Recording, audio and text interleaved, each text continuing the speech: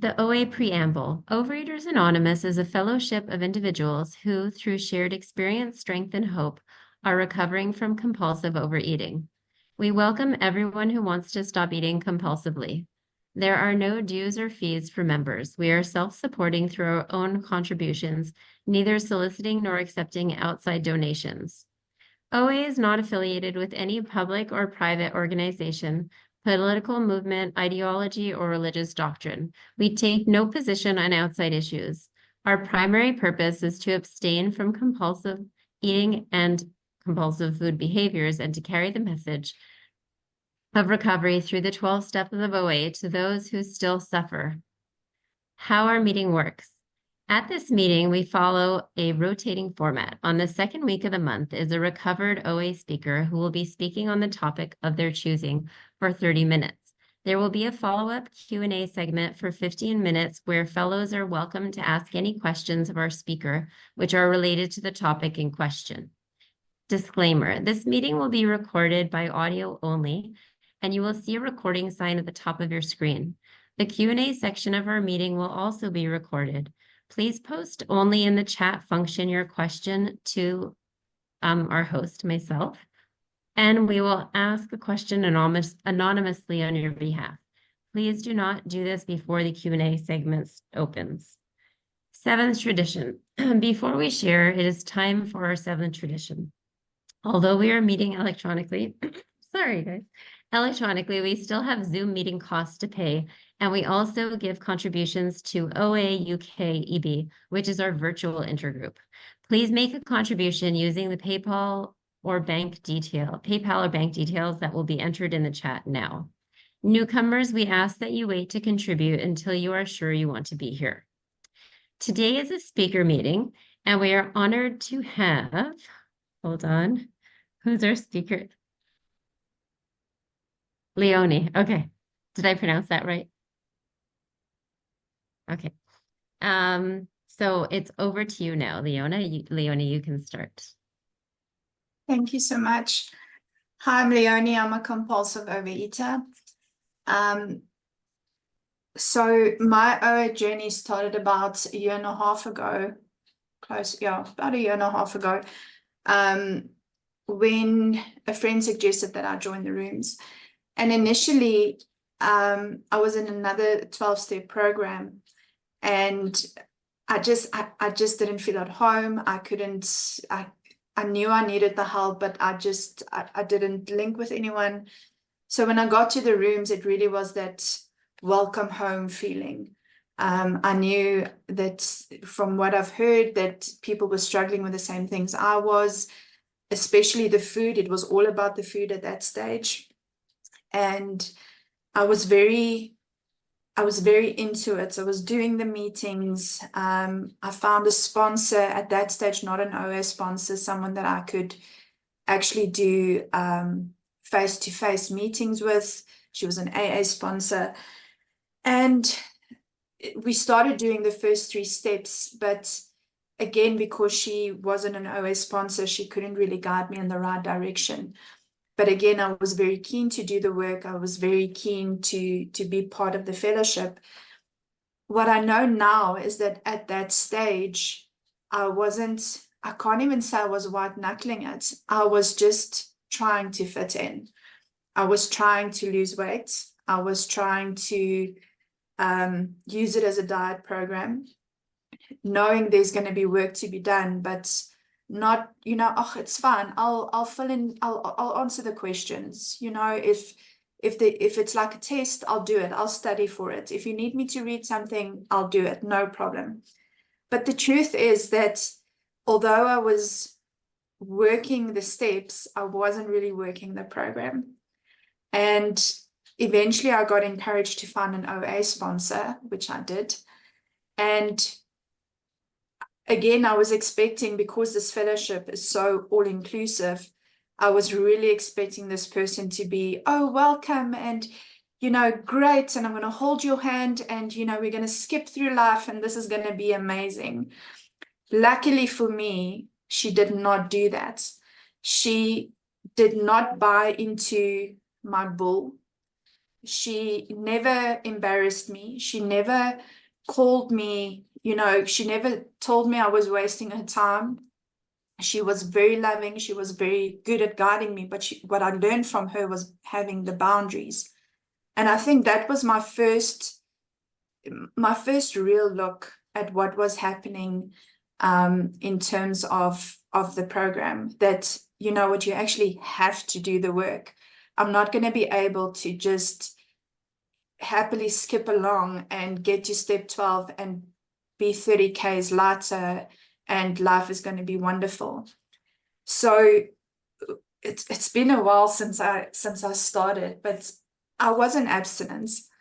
My abstinence didn't go from day one. I really tried. At that stage, I know I was white knuckling it, but I tried and I showed up for my sessions and I did the work and I went to meetings and I got more involved in the program. And the problem that I have as a personality type is I like to take over things. I like to not, and I'm not just talking control. If there's a problem, I'll solve it. If where I'm staying in Pretoria, South Africa, we didn't have a face-to-face meeting. So I started one. And then we didn't have people volunteering for our intergroup. So I volunteered. And all the while, we were still working through the steps. I still wasn't abstinent. But I started realizing that it's not just about losing the weight. The food was the additional issue. And I think that's where, in all the fellowships, the different fellowships, why we all can go to the big book, because although it talks about alcoholism, the addiction is the same. So we started right at the beginning of the big book and we were reading through it. And now if I go through my big book, it's like a rainbow with all the highlighted things, because I could just have highlighted the whole book because everything resonated with me, because these words were describing what I was feeling.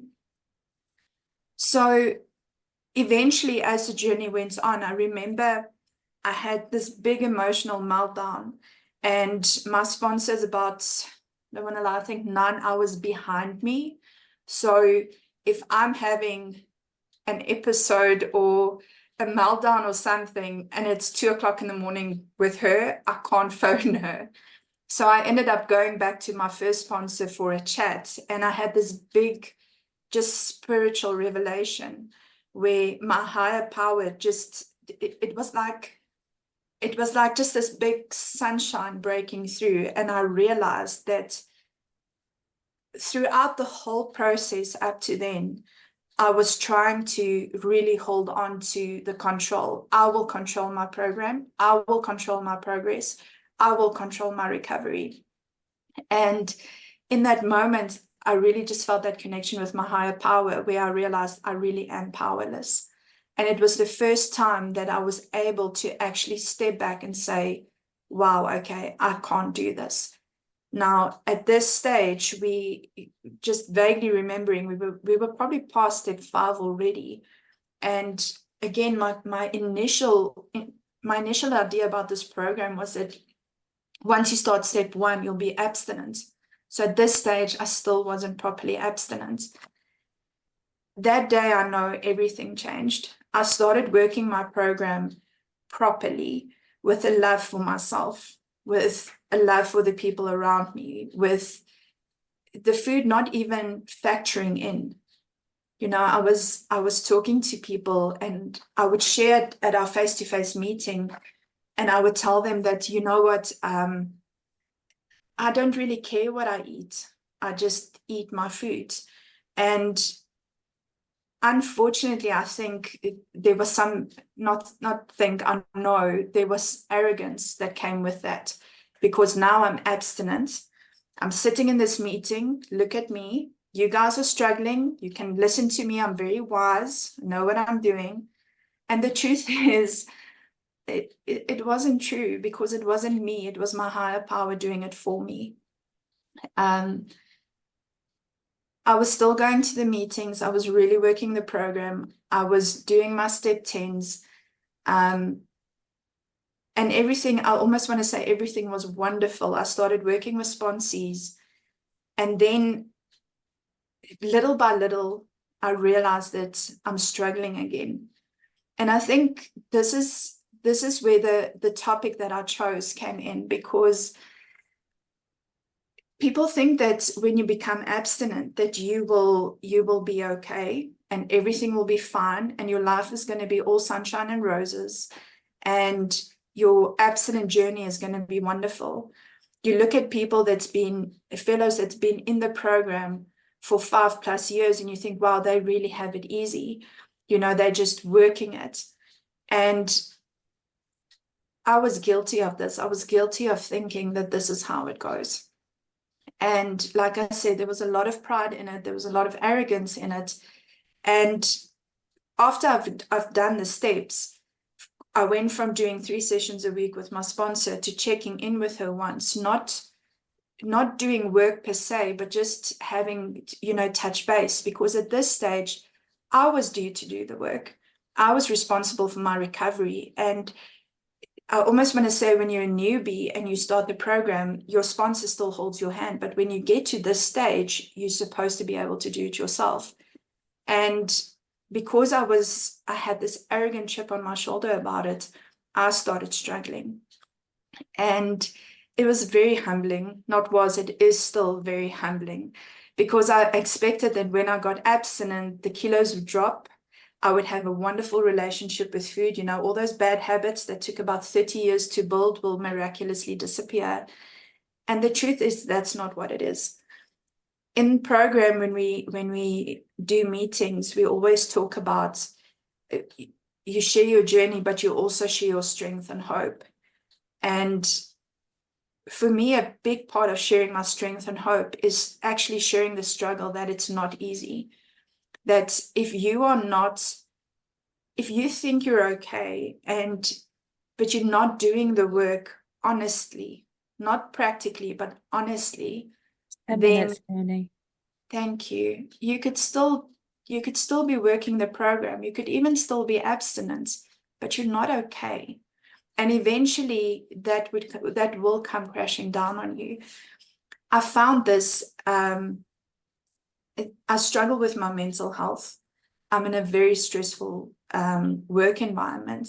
And I find the first thing that comes up is food.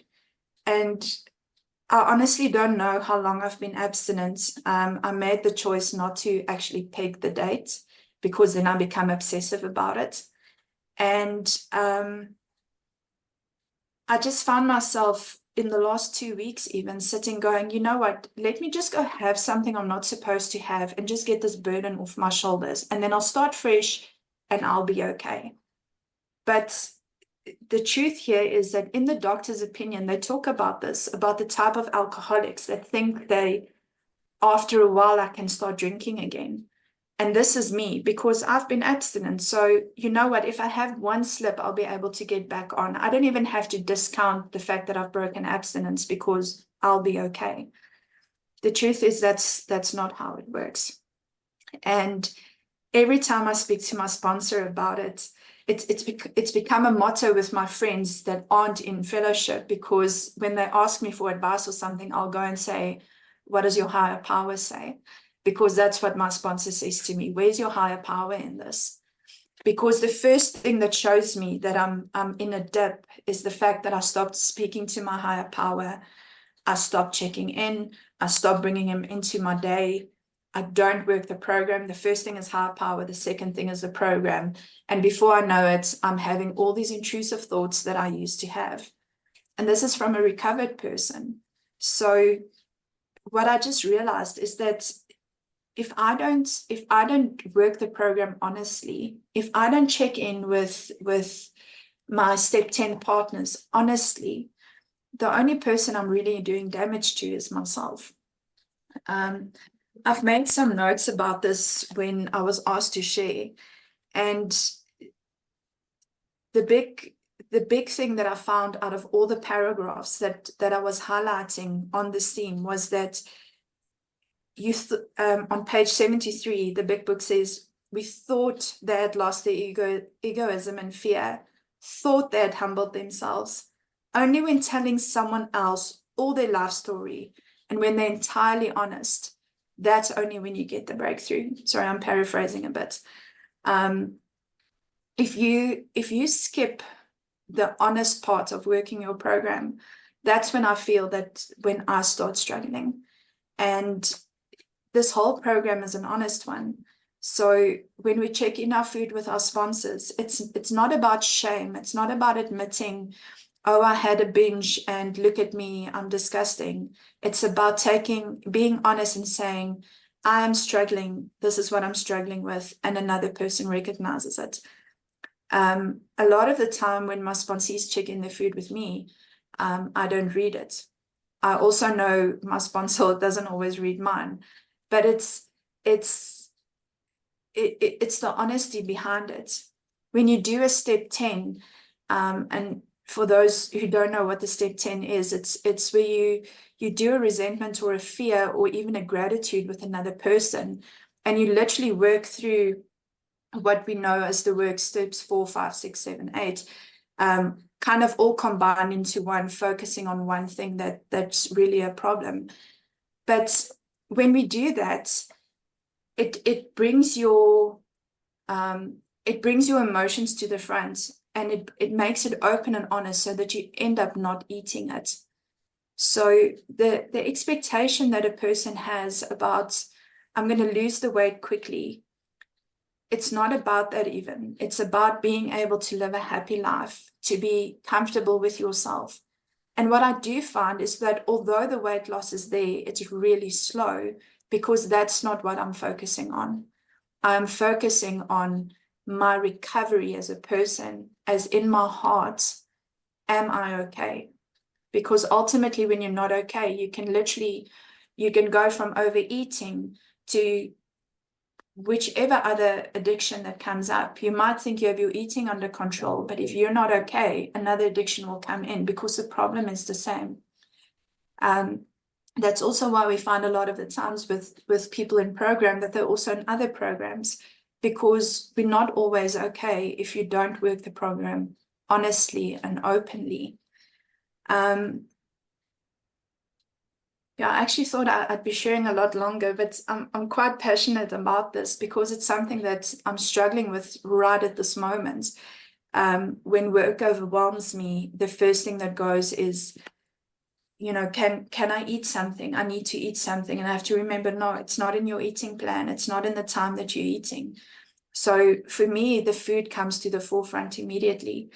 But then when I do a step 10 call, then that's the thing that I'll address. Why did I feel like that? And that's the thing that I end up addressing.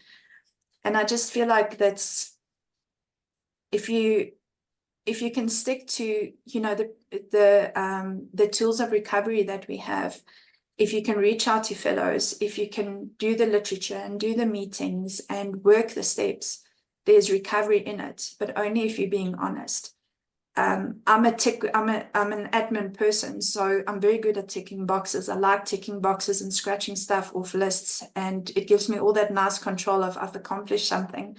So it won't work like that in program, because yes, you might read the chapter and you might listen to the readings and you might attend the meetings, but if you're not going to stop and be honest with yourself, that was my experience. If I didn't stop and be honest with my sponsor, with the people in the meetings, with my shares, if I can't admit to struggling, then I'll continue struggling. And since I spoke to my sponsor about this, the struggle stayed exactly the same. Work stayed the same, environment stayed the same, but my connection with my higher power got better. My connection with myself got better. And I feel that I'm on my way out of the dip just to being okay again, which ultimately for me is what I'm aiming towards. So I'll end with this. Faith did for us what we could not do for ourselves. I feel like that is the highlight of this program, is that if you think it doesn't work or anything, that's ultimately where you'll find your answers with your higher power. Yeah, thanks for letting me share. I think I'm a bit early, but yeah, thank you. Thanks so much, Leonie. Okay, let me just get back to the format. All right, we will now open the Q&A section of our meeting, which will also be recorded. Please post your questions only in the chat function to me, and we will ask a question on your behalf. So you guys can go ahead and post your questions, and I'll read them out.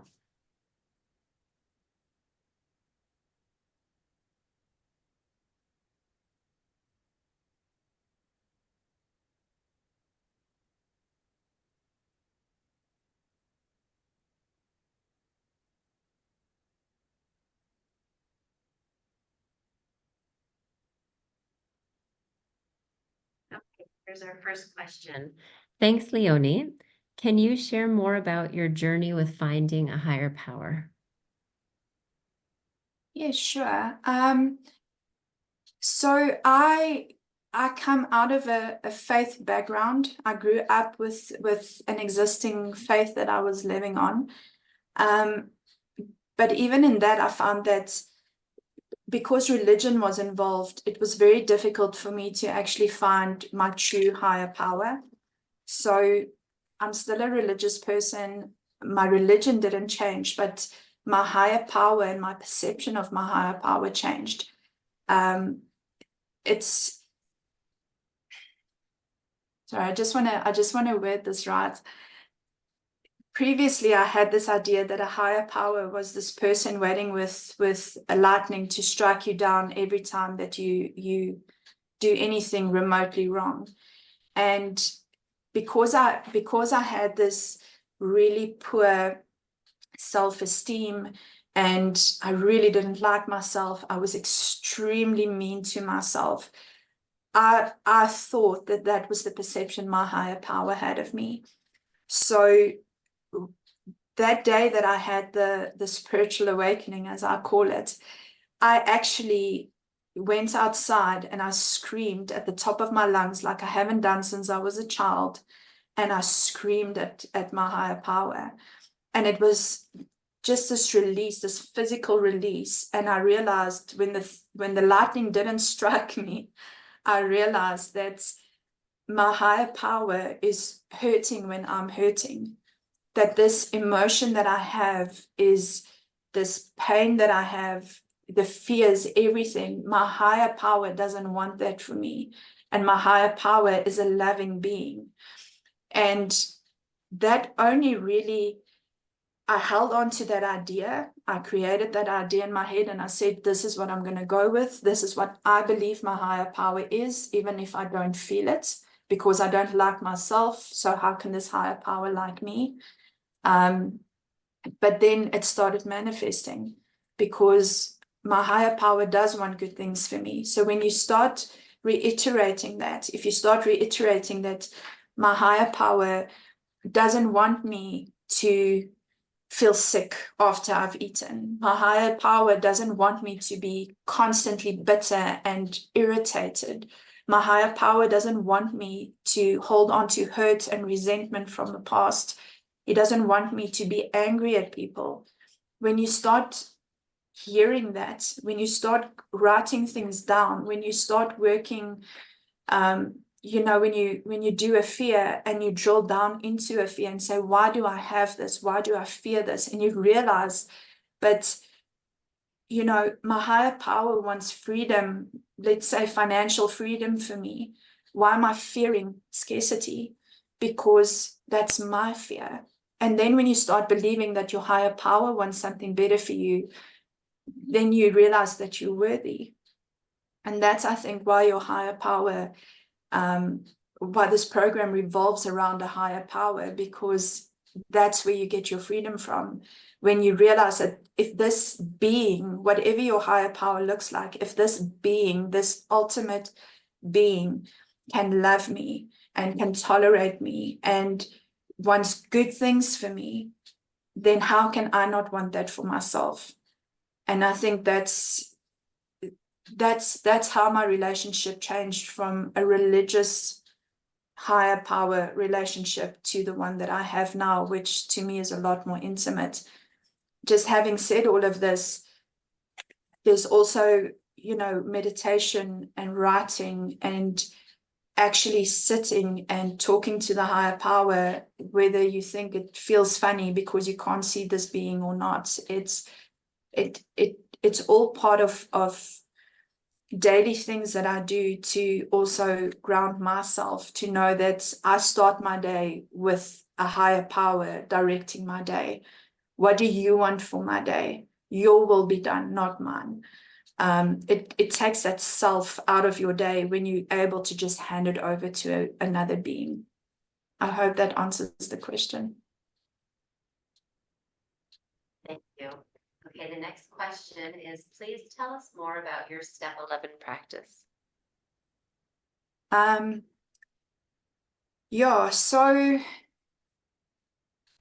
step 11, there's an app that I use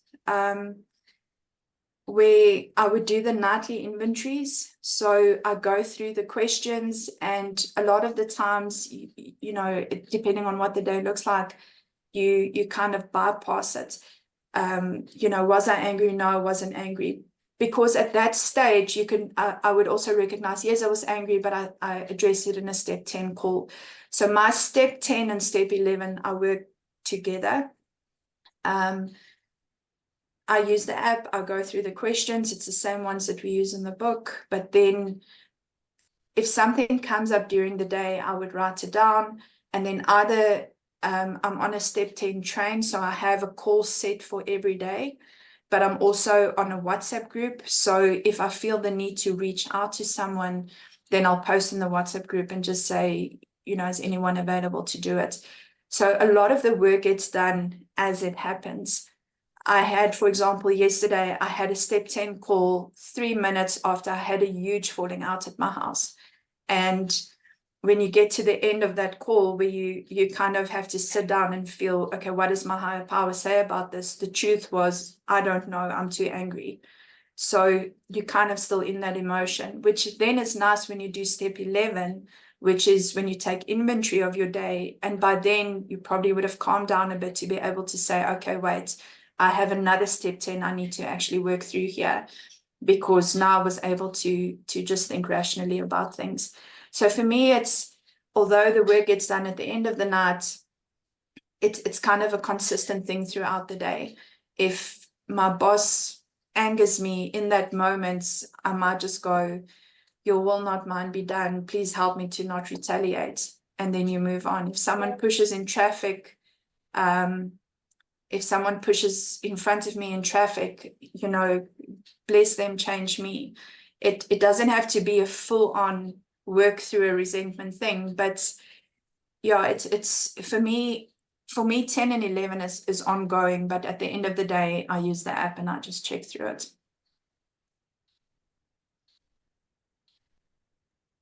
Thanks, Leonie. Okay, next question. Thank you so much for your share and your honesty. Has your abstinence evolved during your journey? Yes. My I'm laughing because in the beginning my abstinence was wonderful. It really was. It was anything a dietitian or an OS sponsor and fellow could dream of. But then as I grew into it, I kind of went near that should I, shouldn't I? And then also just having to put boundaries down. There are certain foods that used to be orange foods that are now green foods. I do have, what do we call it? Oh, now I can't remember the words, but basically where, you know, I have reminders on my phone to eat because I get busy at work and I forget to eat. So it's not that drive the whole time to wanting to eat constantly. My diet, I check in with the dietitian every 2 weeks. We revisit what I'm eating, excuse me, what has worked, what hasn't worked. And then for the next 2 weeks, we don't specifically adjust the eating plan. We just, okay, let's leave out these foods, we'll add these foods in. There's certain foods I know I don't go anywhere near in any variety.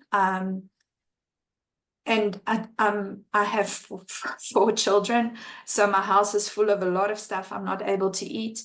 But In the beginning, it was a struggle. In the beginning, I had to constantly remind myself, no, you can't have that. No, you can't have a taste. No, you can't lick your finger if you've touched it. Whereas now it's just kind of, you know what, I'll just move on from it. I don't think about it. It's just my family also knows mom doesn't eat A, B, and C. When I go to functions, like school functions or something, if I don't know what is being served, I'll take something along that I know I can eat on, or that I can eat. I was at a function now about a week ago where I was in charge of the snacks, and I put out snacks that I couldn't eat. And normally I would have the stare competition with the food, and I'd have these conversations with the food, you know, but if I have one and I'll start negotiating with the food. And at the end of the day, I realized I had my actual plates of food I was allowed to have. I had some fruit that was my snacks that I didn't put out for the kids and for the parents, and it was okay. So in terms of it, just I think it grew from when I started to where I am now, just being comfortable around food. Sorry, that word I couldn't find was food neutrality, where I eat because I'm hungry. I eat to feed myself. I don't eat because it provides me comfort. I don't put stuff in my mouth. And I'm talking here about drinks as well, where, you know, yes, it would be nice to be able to have treats and things like that, but it's not a treat for me anymore because it makes me sick. So I think my abstinence has evolved in terms of that, if that answers the question. Moving on to the next question. It says, "Hello, Leonie. It's so nice to see you here. I've seen you in another meeting before. Thank you for your share. I tell myself two main lies. One, life is too hard and I can't handle it without the food. Two, I can eat this food just today and I'll get back to abstinent food tomorrow. How can I fight these lies when I'm also struggling to communicate with my higher power?" Okay. I'm going to read something from the doctor's opinion, if that's okay. It's just a little sentence there. "There's a type who always believes that after being entirely free from alcohol for a period of time, he can take a drink without danger." The truth here is that because we have an allergy of the body, is that the food that you eat, yes, you can continue eating it, but even if you stop and you start again later, your allergy will come back. It won't. Your problem is never going to go away. And unfortunately, in the beginning, because you're still very much in the food and food is all around you and that's all you can think about, it is difficult. But that first step you need to take is the first step you need to take. You need to say, actually, this is what I'm going to eat today. When you can't connect to your higher power, then I call it SOS prayers, where I'm really struggling, please help. Oh my word, I am going to lose my abstinence, or I'm going to eat this food I'm not supposed. Please help, please direct my attention. In the beginning, I had tools in place where I would literally walk out of my house, and I work from home, so I'm privileged in that way, but I would walk out of my house and get myself out of the environment and take a time out. I would have water on my desk at any stage. So it's tools I worked with my sponsor, because in the beginning, I wasn't connecting to my higher power properly. So I had to put boundaries in place to keep me from actually saying yes to foods I wasn't supposed to. One of those was I couldn't go into a shop. So if we needed to go buy bread and milk, I had to either send one of my kids or phone my husband to do it. I wasn't allowed in because when I stood in front of the till or in the queue, I would want to buy the snacks that I'm not allowed to have. So I would remove temptation. It won't, in my experience, I found that it wasn't this miraculous first step, everything is great. I still had to do the work. So in my head, I had this thing of, I have an addiction and I need to make my peace with that. I am going to struggle with this for the rest of my life. And how I struggle, that's what I choose. I'm either going to struggle and all the negativity is going to come with me, or I'm going to work a program that helps me to cope and my struggles will be lessened by that. To the point, like I said, we have food neutrality where I can stand in a queue and buy sweets for everyone else and I'm not tempted to have any. It doesn't even occur to me to even look around going, oh, what can I have? Because I know I can't have anything. So I hope that answers the question. Thank you. Thank you. Okay, next one. Hi, thanks for your share. I've just started going to face-to-face meeting that is quite new and so more fellowship focused rather than higher power steps, big book focused. How did you share your approach to recovery with your meeting? Okay, so in our meeting, we have 4 people. That's how big my meeting is. We have 4 people that shows up every week, and all 3 of them are in another fellowship, in the same other fellowship. That's how they met, and then that's how we got together. So in the beginning, what was really frustrating for me was that they would share on that fellowship. So they would start talking about their struggles there. And then kind of at the end, just patch on the food side of things. And when I started that meeting, I was also still struggling. And I felt that they were really negative and they weren't sharing hope. They were only sharing their struggles, which again, a lot more directed at that fellowship and not ours. But when I spoke to my sponsor about it, she just encouraged me because she said to me, you need that meeting. You started that meeting because you needed a face-to-face meeting. And that's what I took to my meeting is what do I need? I need to share my struggles, but I need to share my strength and hope because I need to hear it. So even if no one else was sharing the strength and hope, I was sharing mine. So I was hearing my own share. I would go to the meeting, and if I had read something in OA approved literature, I would share on that.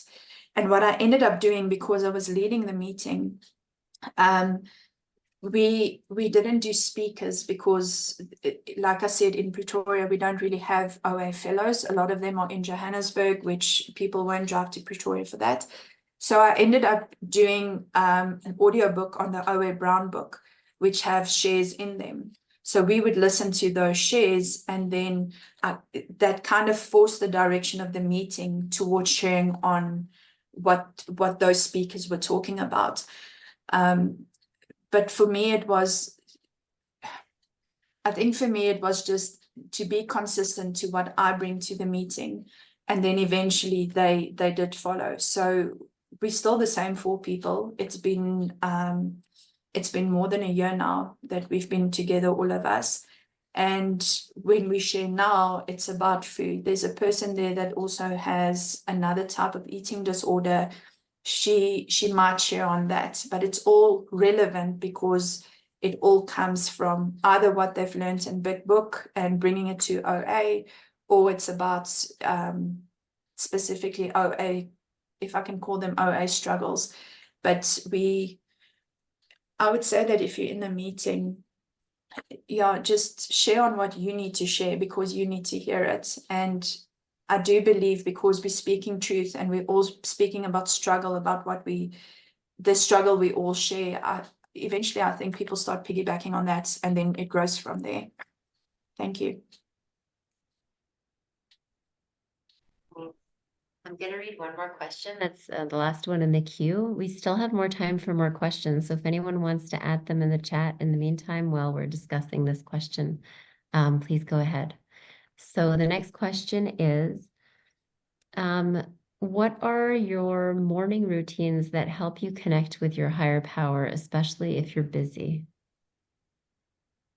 Yeah, that's one I really struggled with. I'm a creature of routine. I flourish when there's routine, and it came to the point where I had to start waking up earlier because I didn't have enough time, and I'd find myself, if let's say I woke up at a normal day for us would start at 6 o'clock, then by 7 o'clock, when I've dropped off everyone, I'm so rushed that I'm not able to sit down and actually have a proper, just quiet time and calm myself. And then I'd start working at 7, and my day would run away before I've even connected with my higher power. So my morning routine would look something along the lines of waking up roughly 5:30, and then taking out my journal. And so I write letters to my higher power, literally, dear God, da da da da da. And then you share about, not you, I share about, this is what I'm feeling, this is what happened yesterday, this is something I'm really dreading for the day. I really need your help with A, B, and C. But I always make a point of, in that letter, of also just saying thank you for what you've given me. I do gratitudes in it.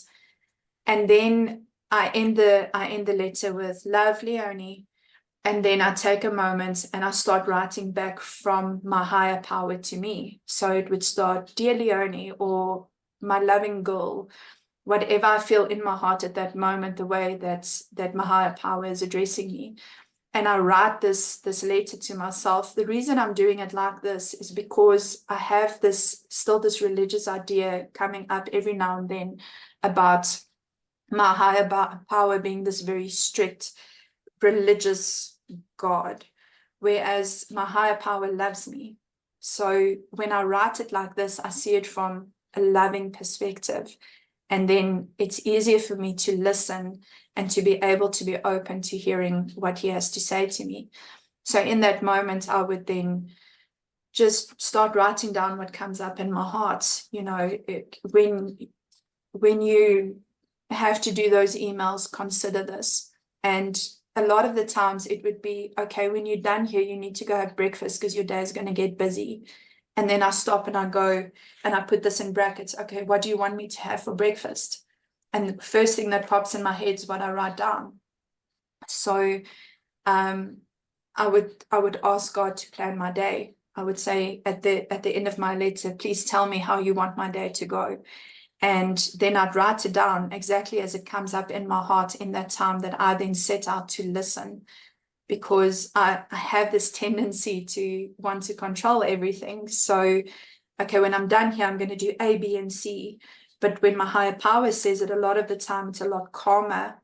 And I still, those days that my higher power plans out for me in those conversations, it's busy days, but it's calm days.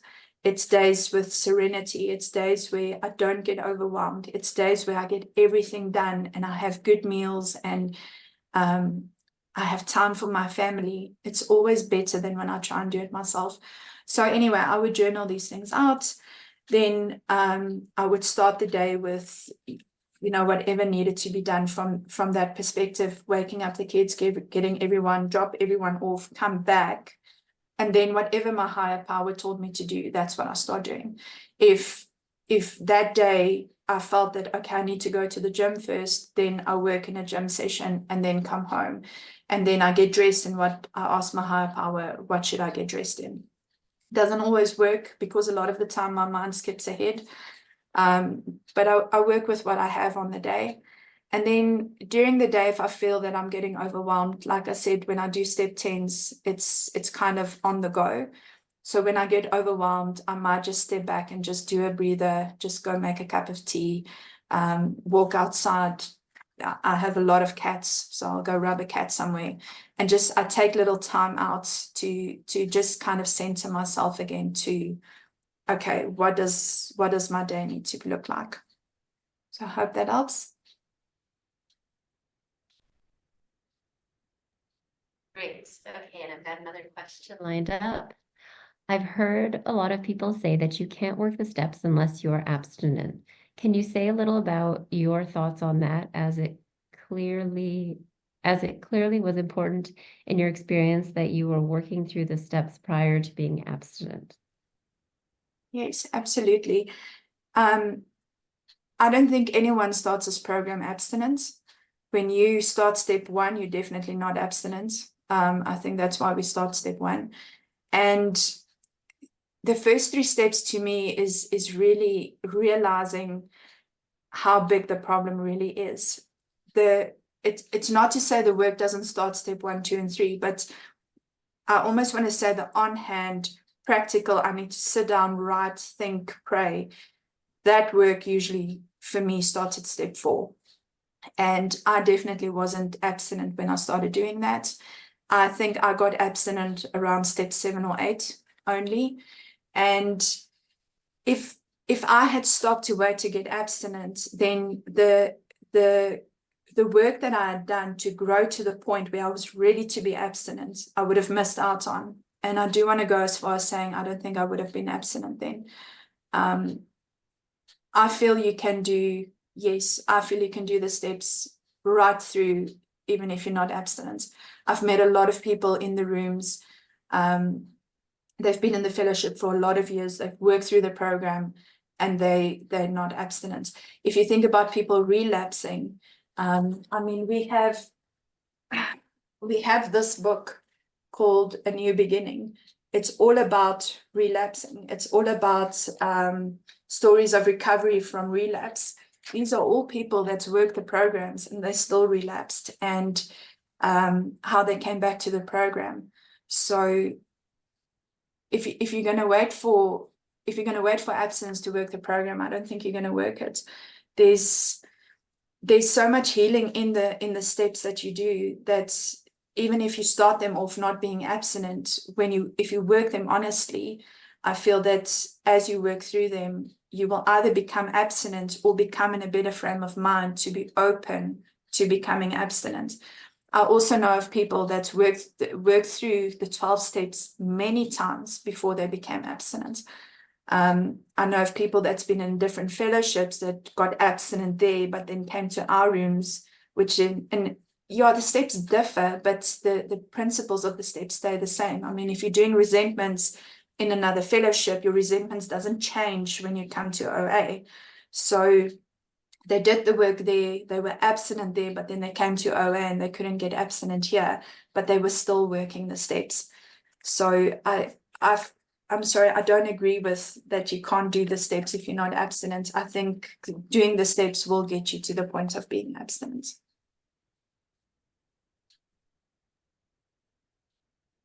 We have 5 minutes left. Does anyone have another question?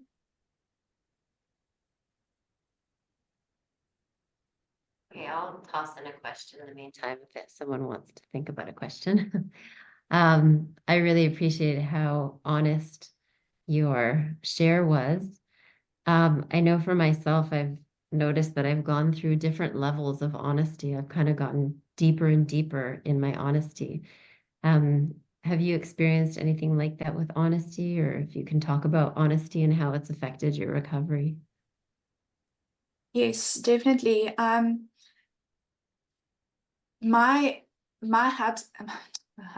husband is a recovering drug addict, and when he started the program, he relapsed about 2.5 years ago, and he got very involved with the 12 steps on his side.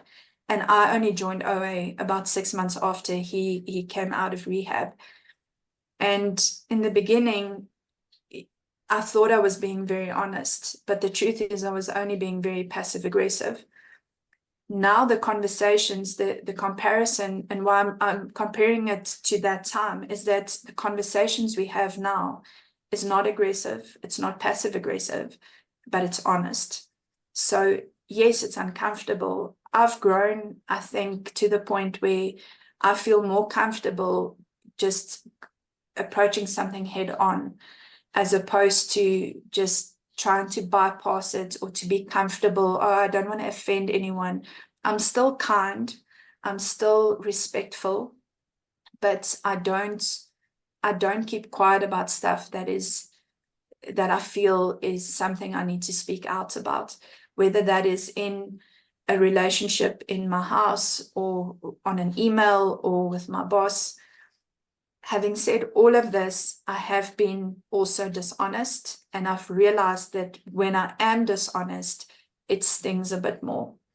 I'm a lot more aware of when I'm being dishonest. I'm a lot more uncomfortable when I am being dishonest, because this program has taught me to look at everything honestly. So when I'm lying about something, I know that I'm going to have to tonight in step 11 inventory. Have you been dishonest? Yes. And the next question is going to be, do I owe an amend? Now, if you haven't done amends, I can tell you it's not always as wonderful as people make it out to be. It's very uncomfortable. So if I've been dishonest, I know tonight I'm going to have to admit that to someone. And also my step 11 inventory I send to my sponsor. So although she might not read it every night, that might be the night she reads it. And then the next time we chat, it might come up. So I've definitely grown in being more honest and being, I think, just more aware of how I live my life and the stuff that I am saying and how I'm living it.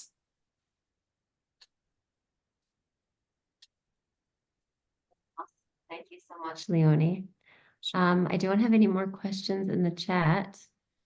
Someone's got a burning desire.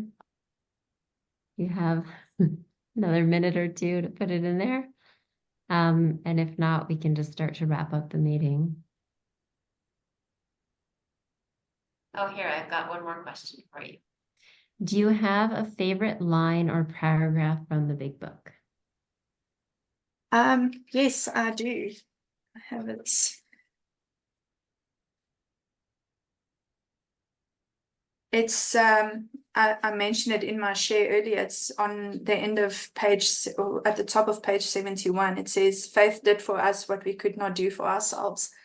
So when I am struggling, I remind myself of that faith will get you through this. Your higher power will get you through this. I try and hold on to that as much as possible when things get tough. Just a reminder, you are not alone. You are not the one in control. And that line kind of directs me towards, God, your will, not mine, be done.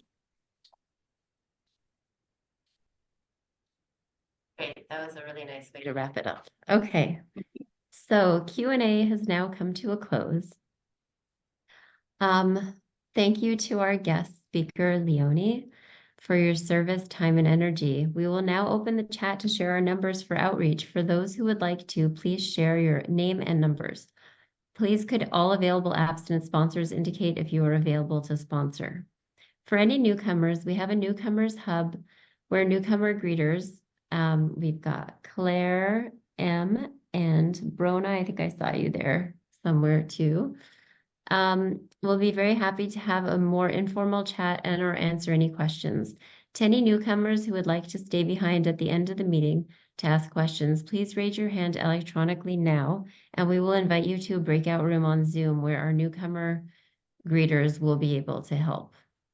This group also has a WhatsApp group for fellowship and inspiration. Please see the chat box for the link and our contact. I'm not sure anymore who our WhatsApp contact is, but that's in our chat, right? It's over there. So you can go to the chat to find out about the WhatsApp group.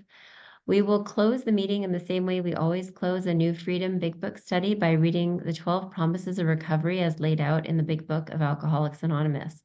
At the bottom of page 83, starting with the paragraph, if we are painstaking, and ending with, if we work for them. Leonie, would you be able to read the promises for us? Are you able to share it on the screen? Alan, are you able to? Yeah, it looks like it's coming. Okay. If we are painstaking about this phase of our developments, we will be amazed before we are halfway through. We are going to know a new freedom and a new happiness. We will not regret the past nor wish to shut the door on it. We will comprehend the word serenity and we will know peace. No matter how far down the scale we have gone, we will see how our experience can benefit others. That feeling of uselessness and self-pity will disappear. We will lose interest in selfish things and gain interest in our fellows. Self-seeking will slip away. Our whole attitude and outlook upon life will change. Fear of people and of economic insecurity will leave us. We will intuitively know how to handle situations which used to baffle us. We will suddenly realize that God is doing for us what we could not do for ourselves. Are these extravagant promises? We think not. They are being fulfilled among us, sometimes quickly, sometimes slowly. They will always materialize if we work for them.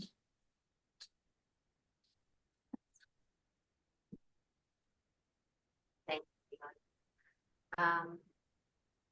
Okay. And thank you for joining us today. Our meetings are recurring on a weekly basis, and our next meeting is scheduled for next Wednesday at 7:30 p.m. British Standard Time or British Summer Time. May your higher power bless you and keep you until then.